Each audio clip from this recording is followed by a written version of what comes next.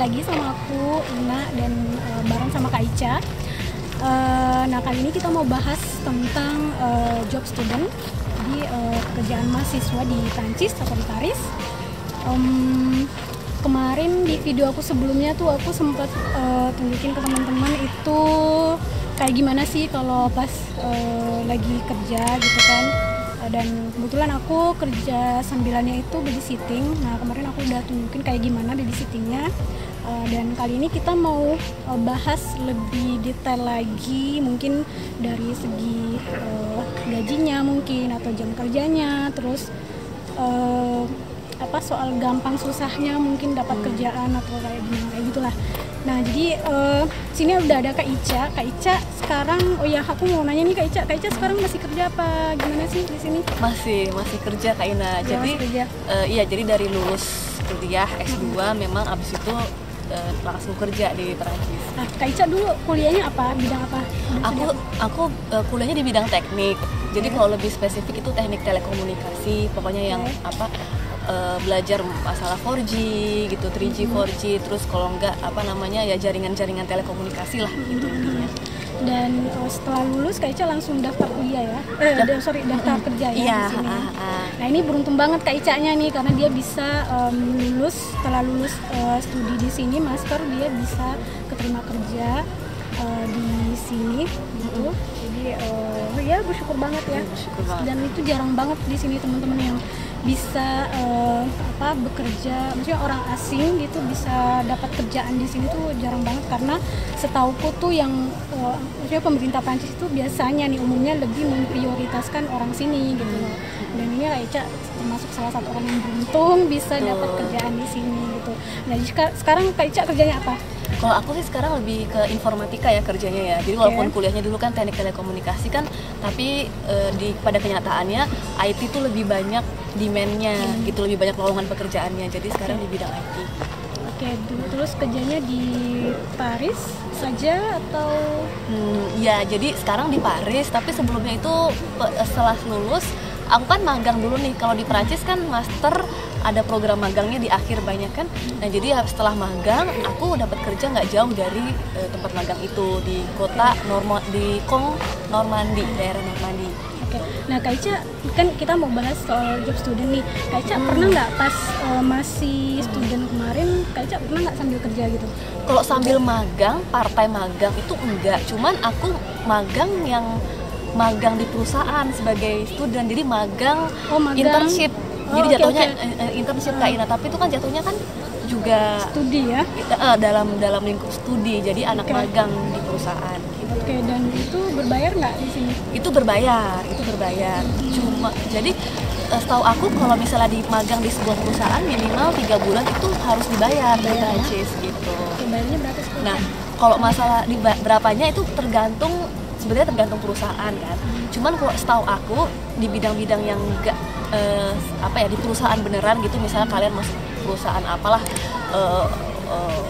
perusahaan apapun di industri, itu setahu aku rata-rata minimal banget itu dapat sekitar 1.000 euro, 1.100 euro bersih per bulan minimal. 1.000 euro lah ya? Sekitar 1.000 euro per bulan. Dan minimal. itu masih stage, maksudnya masih magang loh teman-teman. Itu udah lumayan banget. 1.000 euro itu 17 juta lah gitu. Bayangin, ini masih mahasiswa udah dapat 17 juta kan, hebat banget lah gitu kan. Nah terus nih pas selain itu Kak Ica pernah kerja nggak, mungkin kayak di McD yang babysitting mungkin sekali-sekali? Itu tidak pernah Kak Ina, tapi Kak Ina kan banyak pengalaman di situ ya. Nah kalau aku job studinya memang itu, karena maksudnya aku memang bidangnya beda ya sama Kak Ica. Kak Ica memang jurusannya itu lebih banyak yang banyak peluangnya gitu. Betul. Nah kalau aku sendiri, aku tuh domainnya ya bahasa Prancis, jadi objektifnya atau apa sih istilahnya nih, tujuannya aku ini tuh ke orang asing gitu loh, yang belajar bahasa Prancis. Tapi aku nggak semata-mata belajar aja, jadi aku tuh luangin waktu juga buat kerja biar ada uang tambahan gitu kan. Nah di sini tuh rata-rata kalau misalnya kerja part time kita berhak hanya 20 jam per minggunya. Jadi lebih dari itu nggak boleh. Jadi nanti itu di prefektur itu akan, atau di imigrasi ya, itu mereka biasanya ngitung gitu kan. Jadi untuk setahun itu kita mahasiswa hanya boleh sekitar 964 jam itu untuk setahun gitu. Jadi misalnya teman-teman mungkin kerja dalam setahun itu cuma 6 bulan gitu, tapi selama 6 bulan itu jam kerjanya udah memenuhi 964, nah itu berarti teman-teman nggak boleh kerja lagi setelah itu gitu. Nah tapi kalau misalnya dalam setahun teman-teman kerja setahun full dan selama itu nggak lebih dari 964 itu nggak apa-apa, jadi boleh belajar. Nah terus mengenai gaji, Kaca nggak nanya apa ini? Oh iya, gaji. Kalau gaji kan tadi gaji magang beneran bekerja di sebuah perusahaan ya. Jadi maksudnya kontraknya itu ya ada jelas lah ya, kontrak 6 bulan misalnya lumayan, gitu. Aduh itu yang penting kan. Nah kalau misalnya magang part-timer gitu biasanya hitungannya gimana, Kak Ina, per jam kan atau nggak di kontraknya langsung jelas per bulan dia punya gaji bulanan atau gimana tuh? Nah jadi sebenarnya kalau aku nggak tahu kalau misalnya di sebuah perusahaan ya, karena aku kan ini istilahnya kayak personel gitu kan, family gitu kan, jadi bukan perusahaan yang kayak McD atau KFC atau mungkin restoran lain gitu kan. Nah itu kalau aku sendiri biasanya kesepakatannya itu antara kita sama family di mana kita kerja gitu kan, yang kita kerja sama kita buat apa sih namanya, jaga anak-anak mereka gitu. Nah umumnya itu kita hitung per jam.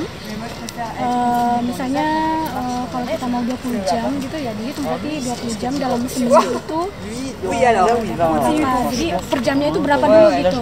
Nah rata-rata di sini antara 9 euro sampai 10 euro gitu. Itu udah net, udah bersih. Terus biasanya juga khususnya yang CDI ini kita dapat reimbursement setengah dari biaya transportasi. Oke. Jadi itu plusnya juga. Dan ya udah berarti di kontrak itu tertulis per jam, kemudian dikali berapa minggu gitu, terus nanti di plusin, ditambahin, dikalkulasi untuk setahun gitu. Jadi dikalkulasi berapa minggu gitu dalam setahun, kemudian dibagi 12 bulan gitu. Jadi kayak gitu, dan nanti rata-ratanya itulah yang kita dapat per bulannya gitu. Tapi tergantung. Jadi kadang juga ada mungkin family yang, atau diantara kesepakatan antara babysitternya sama familynya itu mau menggaji atau babysitternya mau dibayar sesuai dengan jam kerja mereka di tiap bulan itu bisa aja, ada aja yang kayak gitu. Nah kalau aku enggak, jadi karena aku mikirnya biar tiap bulan itu aku dapat gaji yang sama, jadi di rata-ratain aja gitu. Nah tapi ada juga yang misalnya bulan ini bisa aja mungkin cuma 40 jam atau 35 jam gitu, jadi ya gajinya sesuai jam kerjanya ya. Euro, kayak gitu aja. Nah itu kontrak kerjanya Kak Ina di awal itu ketika dikasih langsung jelas nggak durasinya? Oh Ina 6 bulan, oh Ina setahun, atau gimana nih Kak Ina? Nah jadi sebelum buat kontrak biasanya kan ya tentunya kita harus diskusi dulu gitu. Jadi kayak gimana keluarga pengennya kayak gimana gitu kan, host family-nya itu pengennya seperti apa gitu. Terus nanti mereka propose, mereka tawarin, kami pengennya kayak gini, kamu gimana? Kamu setuju apa enggak? Kalau ada yang enggak setuju, ngomong yang mana, terus kita diskusiin lagi gimana bagusnya, kayak gitu aja sih. Jadi sebenarnya kalau pekerjaan babysitting itu atau sorti dekol ya, itu lebih ke kita dan host family. Lebih ke situ. Tapi tanpa istilahnya tetap harus melihat aturan. Jadi memang ada aturannya, apalagi kalau kita CDI ya, kita istilahnya gajinya kita dideklar gitu. Deklar apa sih? Dilaporkan ya. Iya. Jadi kayak gitu. Nah itu kan tercatat gitu kan di istilahnya di negara lah gitu Iya, ya, kalau kita di bekerja pajak ya, gitu-gitu. kayak gitu-gitu. Nah jadi itu kita tetap harus mengikuti aturan lah gitu. Jadi nggak semata-mata family juga memberikan jam kerja segini, tapi ya makanya tergantung lagi semuanya antara kita sama keluarga kayak gimana, kita butuhnya berapa jam. Nah kalau mahasiswa ya itu udah pasti cuma bisa maksimal 20 jam gitu. Dimanapun, mau itu babysitting, mau itu